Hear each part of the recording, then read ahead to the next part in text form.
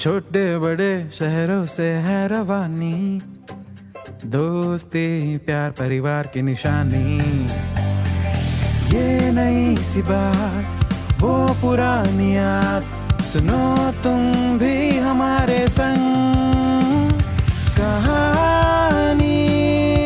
का मंत्रा मंत्रा। An M&M original। जी भैया, मार्च का महीना जैसे ही शुरू हो जाता है टेंशन शुरू हो जाती है। बैंकर्स और अकाउंट वालों की फाइनेंशियल ईयर एंड वाली टेंशन, शादी करने वाले कपल्स को वेडिंग वेन्यू ढूंढने की टेंशन और पेरेंट्स को बच्चों के एग्जाम की टेंशन। देखिए भैया, स्कूल में 3 टाइप के बच्चे होते हैं। पहले वो जो क्लास में आगे बैठ के टॉप करते हैं, दूसरे वो जो नॉट सो स्मार्ट लेकिन पढ़ाई को सीरियसली लेते हैं, और तीसरे वो जो अखंड स्मार्ट होते हैं और इसी कारण पढ़ाई को सीरियसली नहीं लेते और बस जय माता दी बोलकर आंसर शीट में गाने लिखकर पास हो जाते हैं। और आज की कहानी है ऐसे ही 3 स्मार्ट बैक बेंचर दोस्तों की और उनके स्मार्टनेस की। नंबर 1 हैरी उर्फ हर्षित, नंबर 2 शॉन्टी उर्फ संतोष और नंबर 3 केटी, नहीं पेरी वाली नहीं, दूसरी वाली केटी उर्फ कार्तिक। अजी ये तीनों सेम मोहल्ले में रहते थे वो तो ठीक है, उससे बड़ी बात कि ये तीनों सेम ही स्कूल में पढ़ते थे। मतलब समझ जाओ कि क्लासरूम में हो जाती थी आफत। जब भी क्लासरूम में कोई पंगा होता तो सारे बच्चे लड़ने के लिए इन्हें बुलाते, लेकिन टीचर से मार भी पहले यही खाते। लेकिन इन्हें पनिश करना इतना भी आसान नहीं क्योंकि क्या है ना, सभी टीचर्स के राज इन्हें पता थे। मतलब कौन सा टीचर का क्रश कौन सा टीचर है, कौन सा टीचर फोन पर बाबू सोना कहकर बात करता है, सबकी खबर इनको होती। तो हुए ना ये सबसे स्मार्ट। लेकिन भैया इनकी स्मार्टनेस घास चरने चली जाती थी जब भी एग्जाम की बात आती। एग्जाम का नाम सुनते ही शॉन्टी को बुखार चढ़ जाता और उसे देखकर हैरी और केटी को चक्कर आ जाते। जितना चौड़े से वो स्कूल में घूमते थे ना, उतना ही गैया की तरह एग्जाम के वक्त अपने बाकी दोस्तों के साथ रहते थे इम्पोर्टेंट नोट्स लेने के लिए। तो भाई हैरी, शॉन्टी और केटी की शुरू होने वाली थी 9th की फाइनल एग्जाम्स। दिन रात एक करके इन्होंने नोट्स इकट्ठा तो कर लिए, लेकिन पढ़ाई कौन करेगा लल्लू। एक शाम ऐसे ही परेशान तीनों हैरी की बिल्डिंग की छत पर बैठे थे और सोच रहे थे कि क्या करें जिससे एग्जाम में पास हो जाएं, कि तभी वहां आए उनके टीटू भैया, मतलब मोहल्ले के सीनियर। टीटू भैया जो सर्वज्ञानी थे, जिनके पास हर एक प्रॉब्लम का सलूशन होता था। उन्होंने छत पर 3 मुरझाए हुए फूल देखे, नहीं इंग्लिश वाले फूल नहीं, हिंदी वाले फूल। टीटू भैया ने उनसे पूछा, अबे क्या हुआ बे मेरे नन्हे मुन्नो, ऐसे परेशान क्यों हो? तुम्हारे पंगे घर वालों को पता चल गए क्या? हैरी बोला, ओ टीटू भैया आप बिना वो पंगे पता नहीं चले, पर नए पंगे होने वाले। कल से एग्जाम शुरू हो रहे हैं और हमारी कुछ पढ़ाई नहीं हुई है। शॉन्टी बोला, अब तो रट्टा मारने का भी टाइम नहीं है, कुछ समझ में नहीं आ रहा टीटू भैया। टीटू भैया बोले, अबे केटी तू कुछ नहीं बोल रहा, कुछ तो बोल। केटी बोला, भैया समझा नहीं। जिस पर टीटू भैया बोले, अबे ये दोनों बोल दिए, तू कैसे चुप बैठ सकता, तू भी बोल। हमने एक ही वॉइस ओवर आर्टिस्ट रखा है, मंत्रा सबकी आवाज वही निकालेगा। राइटर कम वक्त लिख देते, आवाजें निकालना मुझको पड़ती है। हाँ तो केटी बोला, भैया आप तो सर्वज्ञानी सर्वगुण संपन्न हो, आप ही हैं जो हमें इस परेशानी से मुक्ति दिला सकते हैं। हम आपके पैर पड़ते हैं, कोई तो रास्ता बताइए। टीटू भैया बोले, पहले तो बेटा ये हमारे पैर नहीं है, छोड़ दो।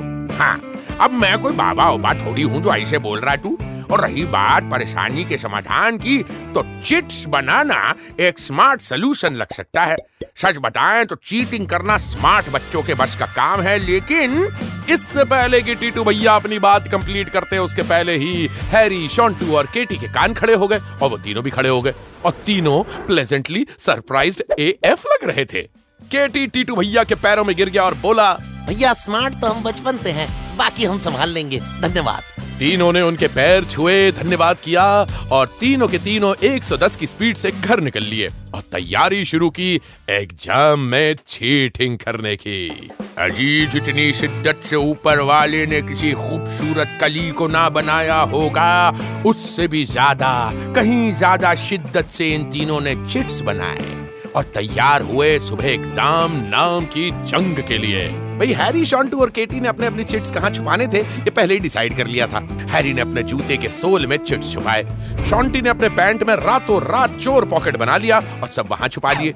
और जब केटी से पूछा गया कि उसने अपने चिट्स कहाँ छुपाए तो वो बोला, मैं तो ऐसी जगह छुपाया जिसके बारे में बता नहीं सकती। ये सुनते ही हैरी और शॉन्टू ऐसे ही सरप्राइज्ड हुए जैसे आप इस वक्त हुए।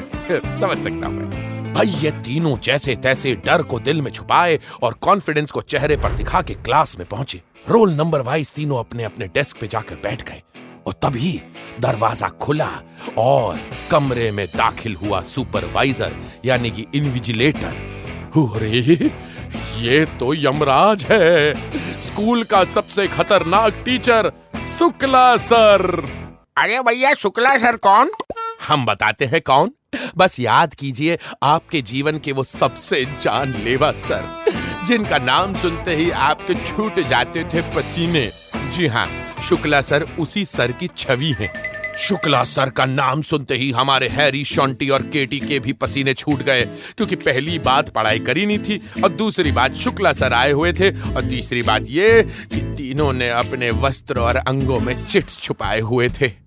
तभी बजी एग्जाम के बेल की घंटी और दूसरों के लिए एग्जाम और हमारे नॉट सो हीरोज की जंग शुरू हुई।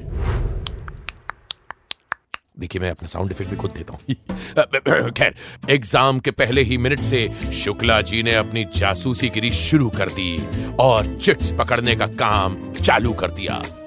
ये देख के केटी तो मानो एक फोन की तरह हैंग ही हो गया। शॉन्टी एग्जाम में चीर फाड़ करने लगा, जो मन में आ रहा था सर नीचे करके लिखने लगा। हैरी के पास शुक्ला सर पहुंच गए और उसकी चेकिंग करने लगे, लेकिन फॉर्चुनेटली हैरी बच गया। शुक्ला सर धीरे धीरे आगे बढ़े केटी की तरफ। केटी की शक्ल देख के ही शुक्ला जी बोले, अबे क्या हुआ केटी, सांप सूंघ लिया या यमराज को देख लिया? केटी बोला, सर दोनों। केटी का ये अत्यंत ऑनेस्ट जवाब शुक्ला सर को समझ में नहीं आया, तो वो केटी को इग्नोर मारते हुए आगे बढ़ गए। उन्होंने देखा कि शॉन्टी एग्जाम में कुछ ज्यादा ही तल्लीनता के साथ आंसर शीट भरे जा रहा था, तो वो उसके पास बढ़े और तभी अचानक शांत क्लासरूम में जोर से आवाज आई, पकड़ा गया। अरे बहुत तेज बन रहा है, अभी तुझे बताता हूँ नकल करने का क्या अंजाम होता है। ये सुनते ही हैरी और केटी ने पीछे मुड़कर देखा। उन्हें लगा कि शॉन्टी गया, लेकिन वो शॉन्टी नहीं बल्कि उनके क्लास का सबसे होनहार बच्चा समर्थ काले था। तीनों ने राहत की सांस ली। बेचारे राहत ने सांस ली, इन तीनों ने राहत की सांस ली, लेकिन ज्यादा लंबी नहीं। हाँ, समर्थ के साथ जो हश्र हुआ वो इनके साथ ना हो, ये सोचकर ये तीनों अपनी अपनी शिद्दत से बनाई हुई चिट्स को ठिकाने लगाने लगे। हैरी ने अपनी चिट्स विंडो से बाहर फेंक दी, शॉन्टी ने तो चिट ली और निगल लिया अंदर ही इस टाइप से, और केटी वो वॉशरूम जाने के बहाने बाहर गया और चिट्स को वॉशरूम में फ्लैश कर दिया। जैसे तैसे एग्जाम खत्म करके वो घर लौटे तो उन्हें सर्वगुण संपन्न सर्वज्ञानी टीटू भैया मिले। उन्होंने तीनों से पूछा, और मेरे मुरझाए हुए फूलों, कैसा रहा एग्जाम? तीनों बोले, बकवास, और आपका आइडिया तो घटिया था, चीट कर लो, स्मार्ट लोग चीटिंग कर लेते हैं। कोई कहता है सर सीनियर होके? तो टीटू भैया बोले, हैं? चीटिंग? अरे बेवकूफो, आधी बात सुनोगे तो ऐसे ही फंसोगे ना। तुमने मेरी पूरी बात तो सुनी कहाँ थी? हम कह रहे थे चीटिंग करना स्मार्ट बच्चों के बस की बात है, पर जो बच्चे स्मार्ट होते हैं वो चीटिंग करते ही नहीं बल्कि स्मार्टली पढ़ाई करके पास होते हैं, क्योंकि वो ना केवल ज्यादा सेफ होता है बल्कि सही भी होता है। तो अगली बार चीटिंग नहीं, पढ़ाई करना, समझे? हमारे तीनों नौसिखिए चीटर्स ने हाँ में सर हिलाया। सबक तो उन्हें मिल गया था, थोड़ा लेट ही सही, कि honesty is a smart policy. तो दोस्तों, चाहे जिंदगी हो या एग्जाम, चीटिंग कभी नहीं करनी चाहिए, न करनी। थोड़ा टाइम लगेगा लेकिन मेहनत का फल खाने में मजा जरूर आएगा। और जैसे कि टीटू भैया ने बताया, असली स्मार्टनेस चीटिंग नहीं, स्मार्टली पढ़ाई करने में है। अब करो पढ़ाई, एग्जाम है कल। तो कैसी लगी आपको हमारी आज की ये कहानी? ऐसी ही कहानियां सुनने के लिए आते रहा करिए M&M टॉकीज पे। ये है कहानियों का मंत्र। An M&M original. This show is a work of fiction. Any names, characters, places, and incidents are either products of the creator's imagination or used fictitiously for entertainment purposes only. Any resemblance to actual events or persons, living or dead, is purely coincidental. This show does not intend to defame, malign, slander, or hurt or be disrespectful to any person, nation, state, individual, caste, religion, religious sentiments, beliefs, or feelings of any person. The show does not promote smoking or drinking. Listeners' discretion is advised.